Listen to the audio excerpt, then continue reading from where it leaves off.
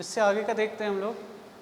पिछले वीडियो में मैंने बताया था दूरी का फॉर्मूला कैसे यूज़ करते हैं, और अब बताएंगे कि अब हम लोग सीखेंगे कि इसका एप्लीकेशन कहाँ है, मतलब इसका यूज़ कहाँ कहाँ होता है।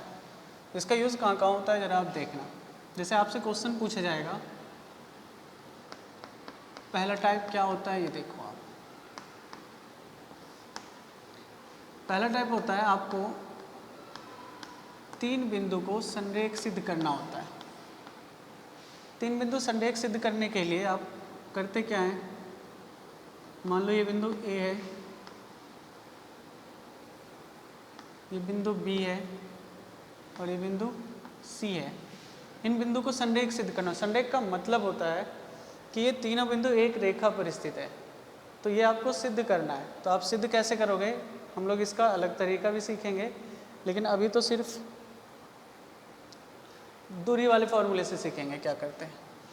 तो अच्छा, इसका निर्देशांक भी आपको दिया रहेगा। मान लो इसका निर्देशांक x1 y1 दिया है, इसका x2 y2, कोई संख्या मान के करते हैं तो शायद ज़्यादा अच्छे से समझ में आएगा। मान लो ये 1,1 है, ये 2,2 है और ये 3,3 है। बस मान लिया कुछ भी। तो हम लोग निकालेंगे क्या, सबसे पहले निकालेंगे ए बी, यहाँ से यहाँ तक की दूरी। फॉर्मूला आपको पता है रूट अंडर वाला, तो ए बी निकाल लेना।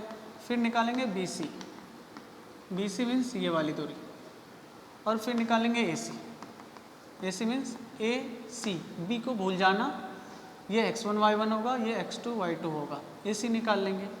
जब ये निकालोगे तो आपको अगर A B plus B C बराबर ए सी आ गया, कहने का मतलब है कि ये दूरी प्लस ये दूरी मिलके ये पूरी दूरी आ जाए, तो हम लिखेंगे कि ये संरेख है।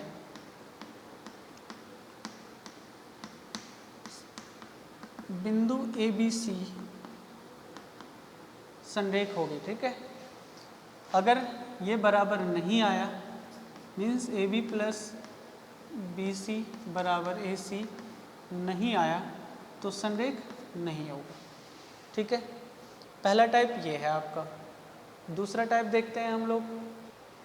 सेकेंड टाइप होगा आपका, दूसरा टाइप, कि आपको त्रिभुज से रिलेटेड क्वेश्चन हो सकता है।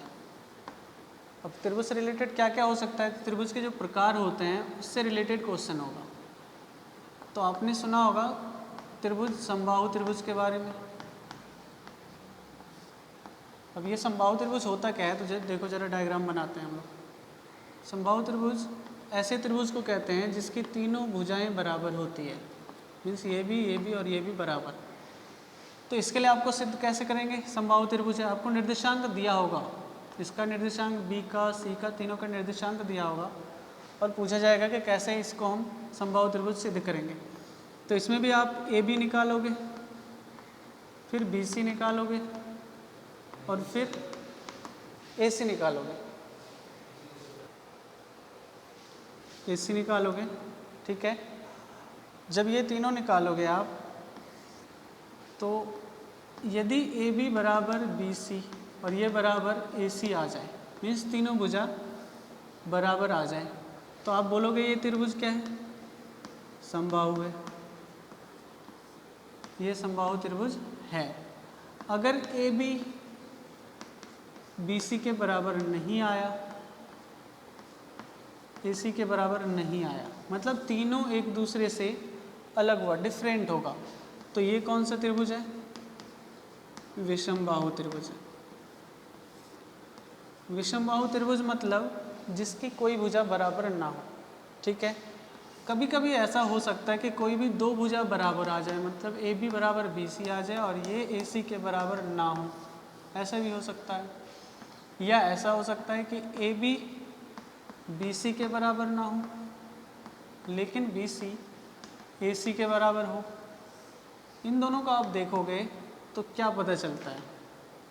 अच्छा, ऐसा भी हो सकता है कि ए बी ए सी के बराबर हो जाए और ये बी सी के बराबर ना हो, ऐसा भी हो सकता है।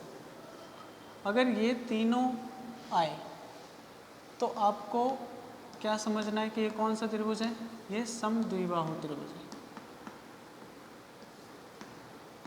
जिसकी दो भुजा बराबर होती है। ठीक है, तो ये समबाहु का था कि तीनों भुजा बराबर हो तो समबाहु, तीनों बराबर नहीं हो तो विषमबाहु।